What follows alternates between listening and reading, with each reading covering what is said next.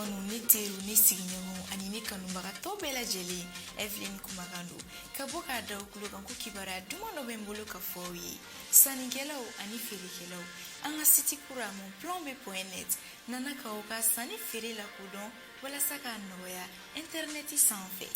feerefɛn korow walima a occasion a mana kɛ finiw ye samaraw walima parfum ordinatɛrw telefoniw sow armoirew walima liw hali concert ticket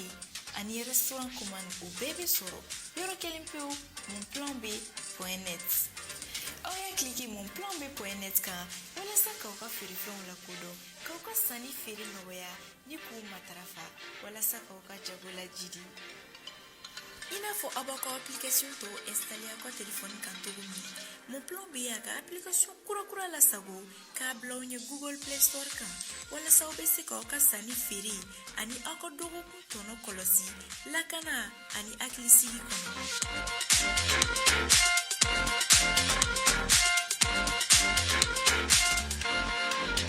Bi janvier kalo tile 27 ye san 2021 aw minnu b'an filɛ sanga n'a ka wagati an ka bɔlɔlɔ kana la Mali kɔnɔ fo ka taa se Mali kɔkana ma an bɛ aw bɛɛ fo aw ka wagati o cogoya la ni aw ka kunnafoni ale waati seli Malikunafoni.net ale ye jabaranin kan a y'aw bisimila.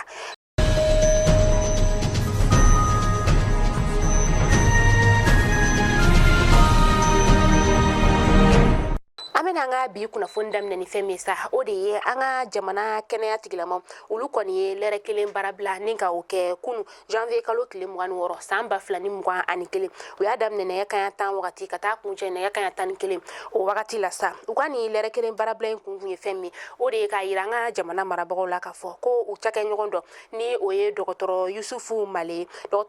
yɛrɛ sa ale tun bɛ cakɛ dɔgɔtɔrɔso min na o de ye Bura ye Bura ale bɛ yoro so o lamini na k'a fɔ ko ale kɔni bɔnɛna ani na karogɛlɛn dinɛ tigilamaw olu fɛ sa k'u kɔni ka laɲini ye fɛn min ye o de ye an ka jamana marabagaw u ka waleya sugu bɛɛ kɛ walasa ka se ka kɛnɛyaso in ni ka a lakana jani u bɛ kɛnɛya tigilama wɛrɛ bila ka taa a dugu la.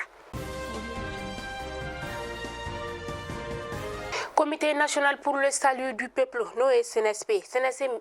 min yɛrɛ ni ale ye dansigi an ka jamana ɲamakɔrɔ n'o Ibrahim Boubacar Keita ale ka fanga la utokalo san 2020 o kɔnɔna la sa a CNSP kɔni a filenkolonci la ni ka da kolonci an ka jamana ɲɛma fɛ sa ni o ye cɛmancɛ fanga latɛmɛba ye a ye nin bolonɔbila sɛbɛn ni ka kɛ janvier kalo tile 18 san 2021 o la. A bɛ wagati damadama bɔ ɲɔnɔnkaw olu fɛ yen sa u kɔni ka sɛnɛkɛlaw u balilen don ni ka se ka u ka sɛnɛw ko kɛ karogɛlɛn dinɛ tigilamaw olu kɔni kɛra sababu ye sa ni ka foro caman ka o jeni ka tila tuguni ni ka maa dɔw ni k'olu bɔnɛ u ni na walasa u bɛ se ka u ka sɛnɛ kɛ basigi kɔnɔna la an ka wolomasiri tabɔ olu kɔni ye lakana ta ni ka u sɛgɛrɛ lakana min n'a daminɛna janvier kalo tile 22 ka na se a 23 o ma walasa u bɛ se k'u ka sɛnɛ kɛ lafiya la.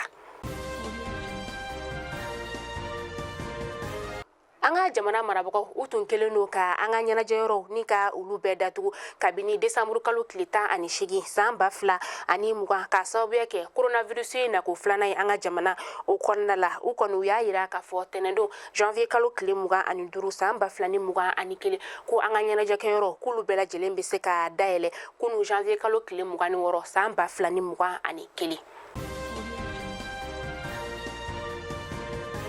An bɛ taa kɔkan kibaru la CEDEAO jamana ɲɛmaaw olu tun kelen don ka fara ɲɔgɔn kan kɛ walasa ka se ka Français min ni an b'ale dun k'a yɛlɛma ECO la o baaraw yɛrɛ bɛɛ kun kan ka daminɛ san 2020 o kɔnɔna la nka u ye a bɔ a dɔgɔkɔrɔ ka taa bila fo san 2025 la u ye sigikafɔ kɛ karido sigikafɔ in kɔnɔna la sa u ko k'u bɛna a kumaw ni ka a daminɛ san 2022 o kɔnɔna la ko n'i y'a ye nin ko bɛɛ lajɛlen tagara kɔfɛ ko a sababu kɛra coronavirus ye bana min ni a donna diɲɛ seleke naani bɛɛ kɔnɔna la.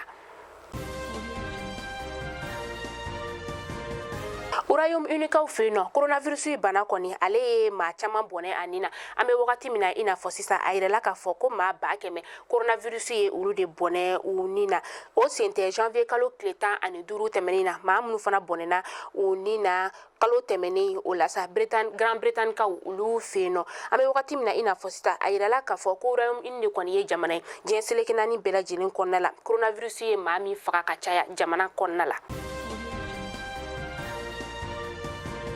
Mali kunnafoni jabarani lajɛbaw ni kunnafoni ne tun bi an bolokɔrɔ bi ni k'a da aw kulo kan aw ni ce aw ka lajɛliko ɲuman na aw k'an bɛn diɲɛ waati wɛrɛ halisa an ka hakili to an yɛrɛ la an ka tila k'an hakili to an kɛrɛfɛmaw la ka sababuya kɛ coronavirus ale bana bɛ a ma ban hali n'a fɔra ko an ka ɲɛnajɛyɔrɔw k'olu ka dayɛlɛ an ka hakili to olu la datuguli la an ka furancɛ don an ni ɲɔgɔn cɛ walasa an ka se k'an yɛrɛ kisi cogo min na aw k'an bɛn.